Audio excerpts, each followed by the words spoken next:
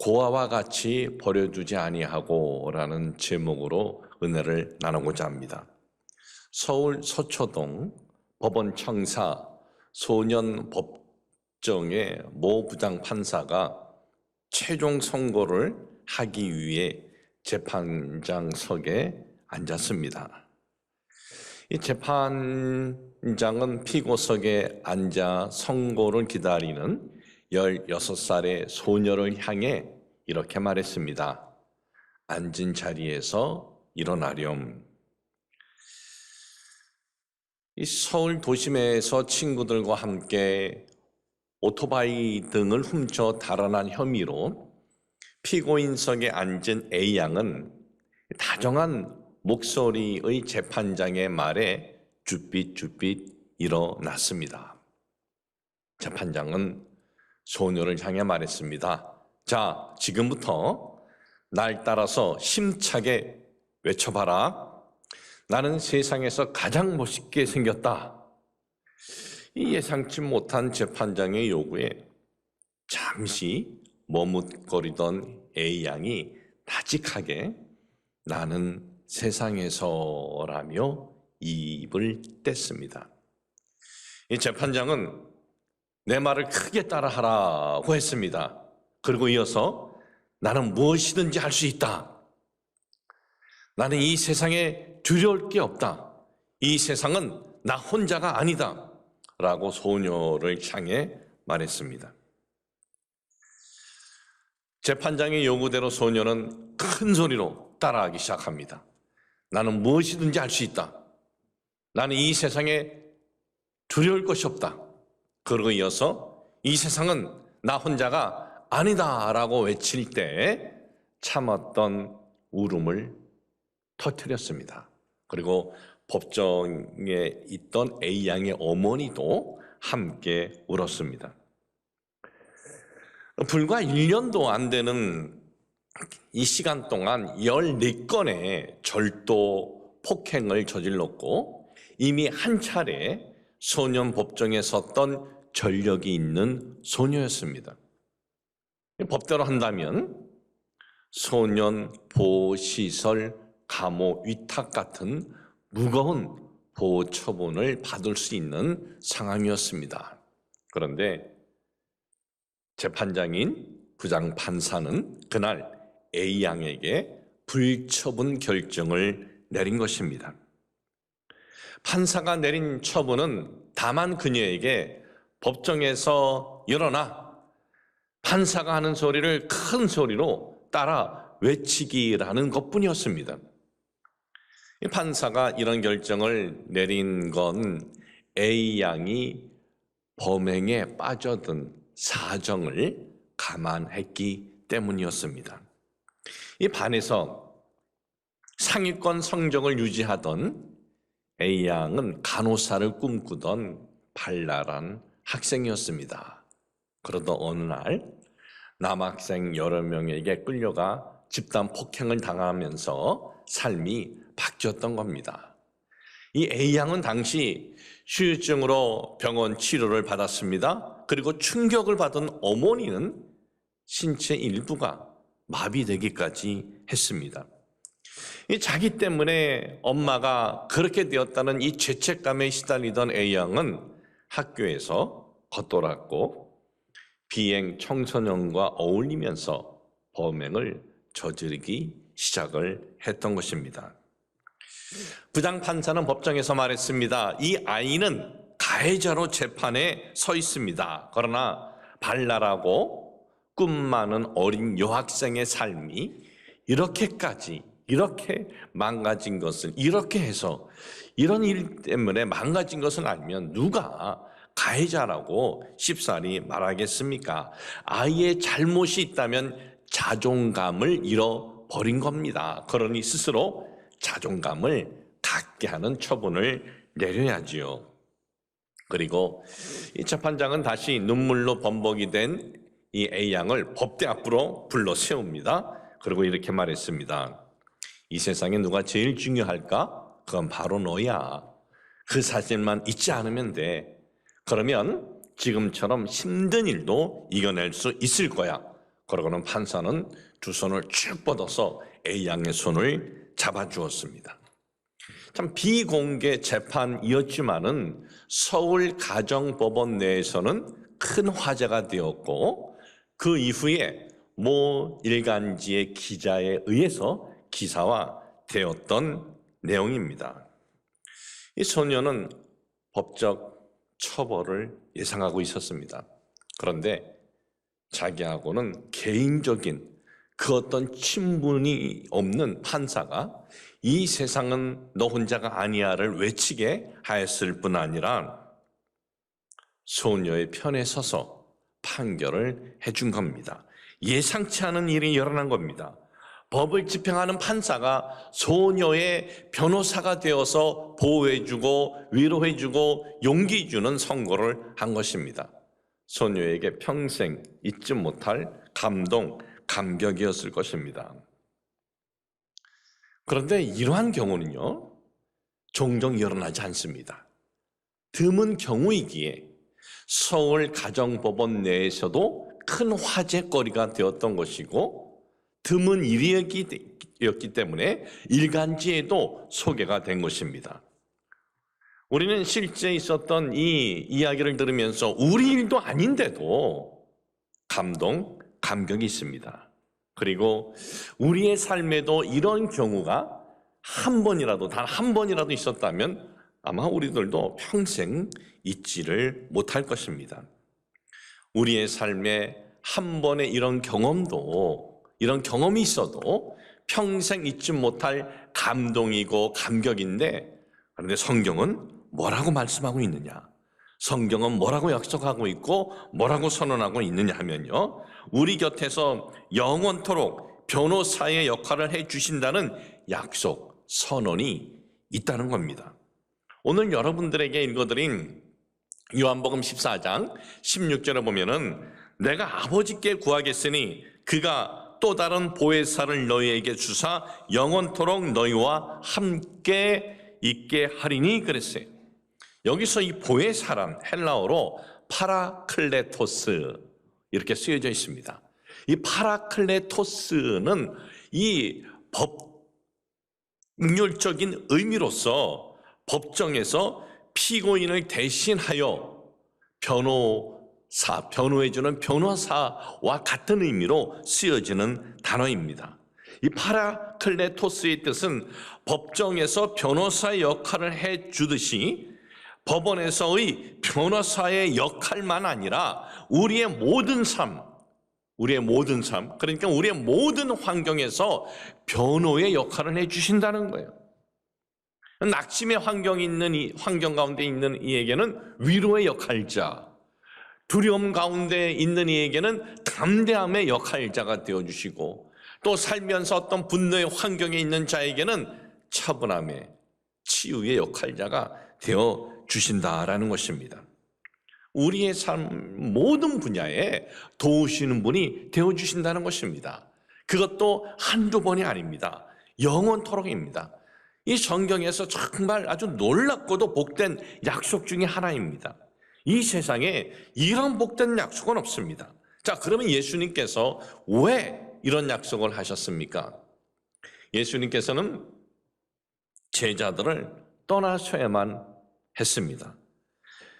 예수님께서 우리에게 오신 목적, 십자가 대속으로 죽임을 당하셔야 하기 때문에 그렇습니다.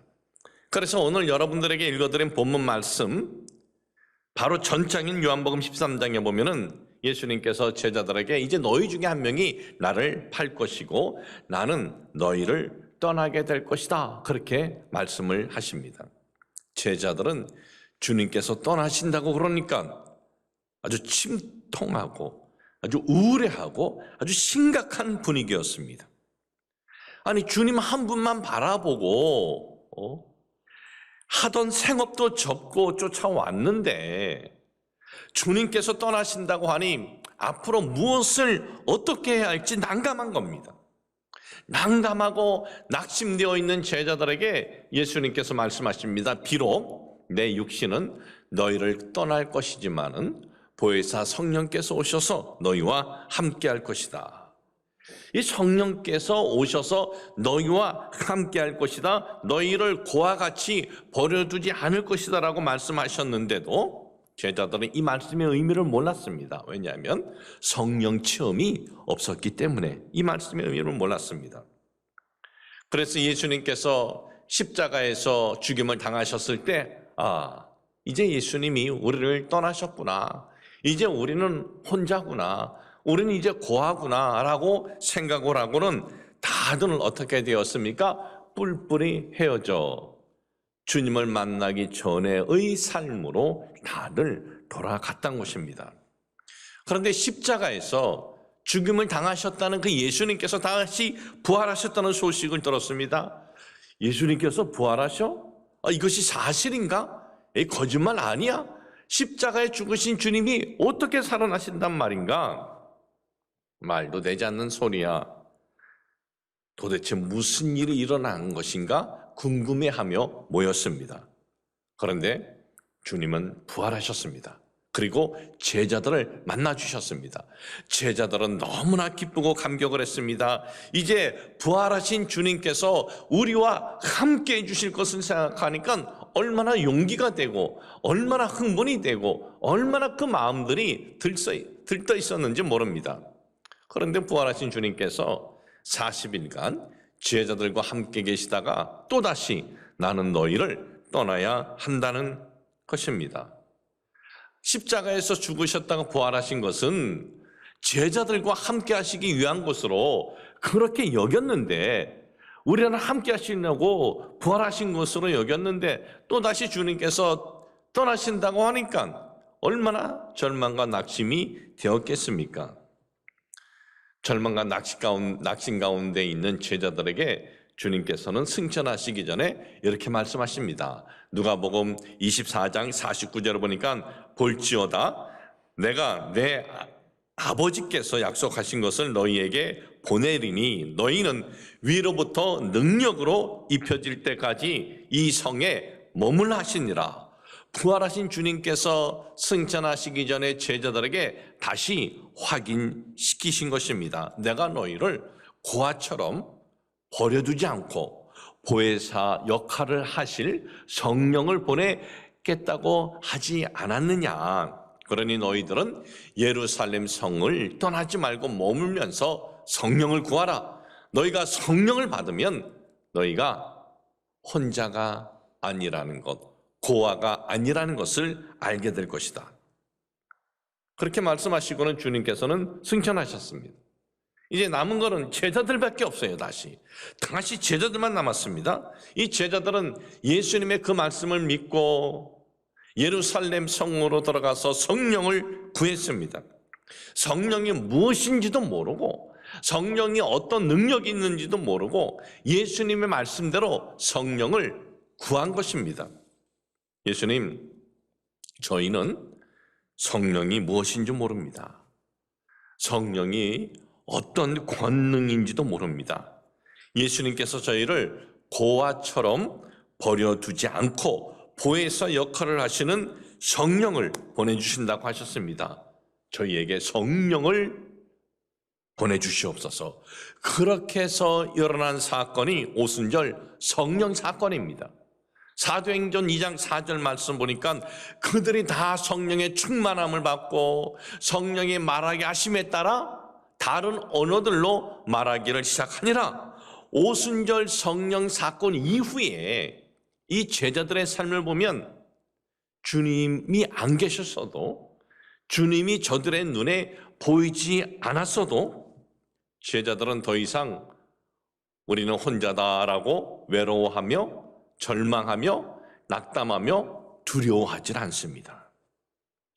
이 오순절 성령 사건 이후에 주님께서 계실 때보다 더 큰 환난이 있었습니다. 더 많은 핍박이 있었습니다. 더 많은 고난이 제자들에게 있었습니다.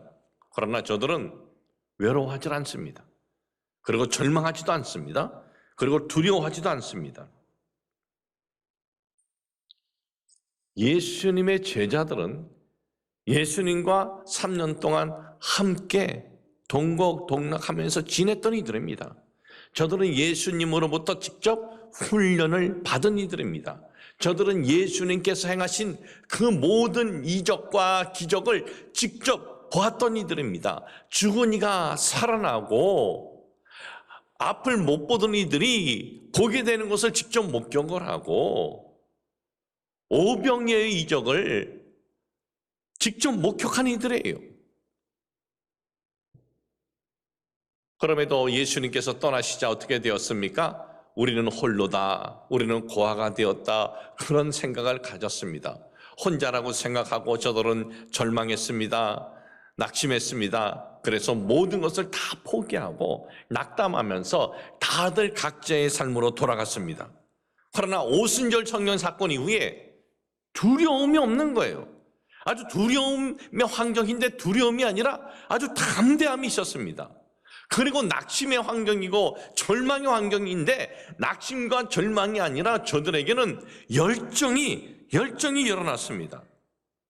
환난과 고난의 환경이 저들을 무너뜨릴 줄 알았는데 저들은 무너뜨린 것이 아니라 환난과 고난을 영광과 승리로 이끌었던 것입니다. 성도 여러분, 우리가 예수님을 믿고 우리가 신앙생활하면서 성령 세례를 받아야 할 이유가 바로 여기에 있는 겁니다. 그리고 여러분, 우리가 모일 때마다 성령 충만함을 구하는 이유가 바로 여기에 있는 겁니다.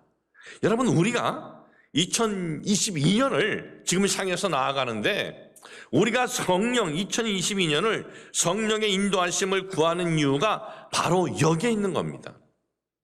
우리 곁에서 도와주시고 우리 곁에서 상담해 주시고 위로해 주시며 감당케 해주시는 분이 성령이십니다. 그러므로 여러분, 예수님을 믿었는데도 아직 성령 세례 받지 못했으면 성령 세례를 구하시길 주님의 이름으로 축복을 합니다. 성령 세례 받았으면 우리가 기도할 때마다 주여 저희들에게 성령 재충만을 주시옵소서, 성령 재충만을 구하시길 주님의 이름으로 축복을 합니다. 그리고 우리는 2022년을 성령의 인도하심을 구하시면서 한 해를 살아가시길 주님의 이름으로 축복을 합니다. 목회를 한 지가 이제 한 1년 정도 더 지나면 목회 40년이 됩니다. 한 1년 하고 한 2개월 더 지나면, 또 한 1년하고 또 몇 달 더 지나면 제 나이도 이제 60이 이제 되는데, 요즘 이렇게 들어서면서 보니까 요즘에 제가 목회를 조금 알 것 같아요. 요즘에. 그리고 이 사람 관계도 지금의 나이가 되니까 조금 알 것 같습니다. 이 목회 40년이 다 이렇게 되어가고 나이가 60이 다 되어갈 때 목회에 대해서, 그리고 인간관계에 대해서 이 조금의 눈이 띄어지는 것 같은데, 그러면 지금으로부터 39년 전 제 나이 만 20살 되었을 때 에콰도르 과자길에서 교회를 개척하여 목회를 할 때 어떻게 교회를 개척해서 목회를 할 수 있었을까? 참, 교회를 개척을 하고 한 6개월 정도는 성도가 없었습니다. 할머니 한 분, 가끔 또 한두 분이 이렇게 오긴 했지만 성도가 거의 없었다라고 말할 수 있는데, 6개월 이후부터는 이 교민들이 교회를 찾기 시작을 했습니다. 그리고 제가 이렇게 전도하는 것을 또 받아들이기 시작을 했습니다.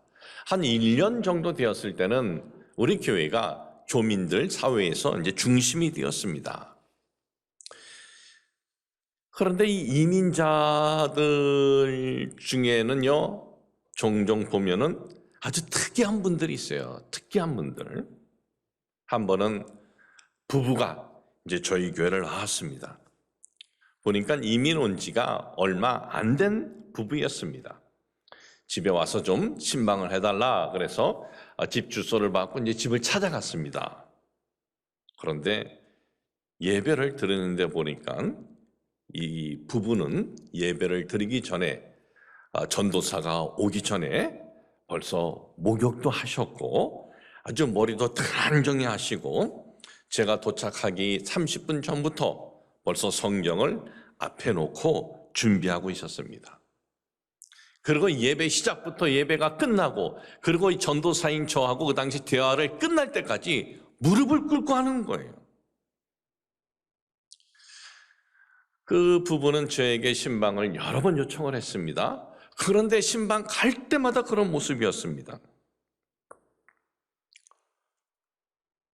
얼마가 지난 후 저에게 이제 이런 그 부탁을 합니다. 어떤 그 보증에 대해서 부탁도 하고 또 어떤 일을 하는 데 있어서 교회 성도들과 이 연결에 대해서 부탁을 하는 겁니다. 제가 볼 때는 정말 믿음이 신실하게 보였습니다. 그래서 저는 그때 생각을 했습니다. 와, 이렇게 신실하신 분을 보내주시다니. 참 이렇게 신실하신 분이라면 믿어도 되겠다라는 생각이 일었습니다. 참 얼마나 감사한 감사가 일어나는지.